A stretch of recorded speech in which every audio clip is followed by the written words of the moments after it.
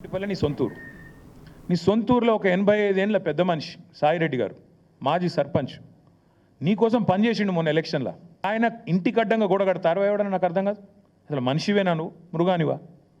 ఇంటికి అడ్డంగా గోడ కట్టి ఆ ఇంట్లోకి వెళ్ళి పెద్ద మనిషి బయటికి రాకుండా చేసి ఆఖరికి ఆయన ఆత్మహత్యకు కారణమైతే ఇలా పోలీసుడు కేసు పెట్టాడు.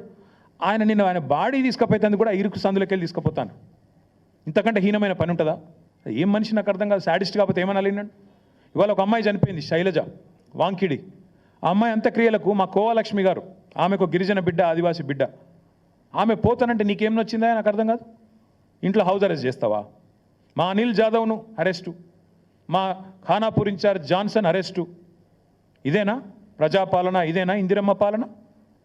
ఎమర్జెన్సీ రోజులను తలపించే విధంగా ఇంటర్నెట్ షట్ డౌను, లగచర్లలో ఇంటర్నెట్ షట్ డౌన్, అక్కడ పోయి అర్ధరాత్రి పోయి బందిపోట్ల మీద దాడి చేసినట్టు నీ సొంత నియోజకవర్గంలో దాడులు 1 ఇయర్ కావస్తోంది.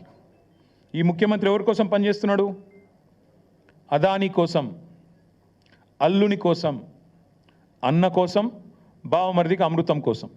ఇది ఈయన స్థూలంగా చెప్పాలంటే 1 ఇయర్ పరిపాలన. అదానీ కోసం, అల్లుడి కోసం, అల్లుడి మ్యాక్స్ బిఎన్ ఫార్మా కోసం, అన్న కోసం, జగదీష్ అన్న కోసం, తిరుపతి అన్న కోసం, బావమరిది సృజన్ రెడ్డికి అమృతం పంచడం కోసం. దానికి తప్ప నువ్వు పీకిందేంది సంవత్సరం? నేను అడుగుతున్నా. ఇప్పుడు పోస్ట్ డేటెడ్ చెక్కులు మనం విన్నాం, కానీ ఇది ఎక్కడిది విచిత్రం? ఇది అక్టోబర్ 14 చెక్ ఇస్తాడట ఈయన. నిన్న మేము 38 రోజుల పాటు మేము క్యాషే చేయలే. మరి ఏం చేస్తున్నావు? దాని దొంగనికి నిన్న తెలిసిన అది. మొన్న మహారాష్ట్రలో ఏం మాట్లాడినావు?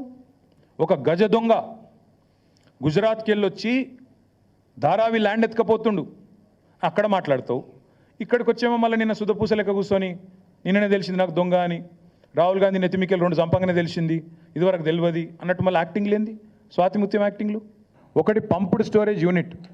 తెలంగాణలో ఇంతవరకు ఆ పాలసీ లేదు. మరి పాలసీ లేకుండా అదానికి కాడికి వెళ్ళి పైసలు ఎట్లా తీసుకుంటా అనుకున్నావు?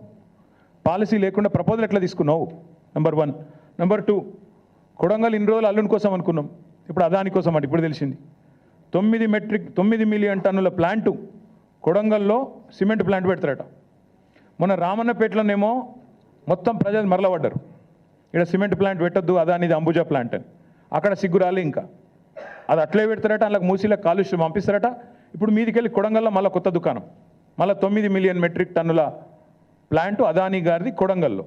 నేను అందుకే అంటున్నా, అల్లుని కోసం, అదానీ కోసం, అన్నల కోసం, బామ్మర్ది కోసం, అమృతం పంచడం కోసమే పనిచేస్తున్నావు నువ్వు. ఇది అది ప్రూఫ్ నువ్వే ఇచ్చినావు. అసలు పంప్డ్ స్టోరేజ్ పాలసీ లేకుండా ఎట్లా తీసుకున్నావు? నువ్వు ఎట్లా తీసుకుంటున్నావు ప్రపోజలు?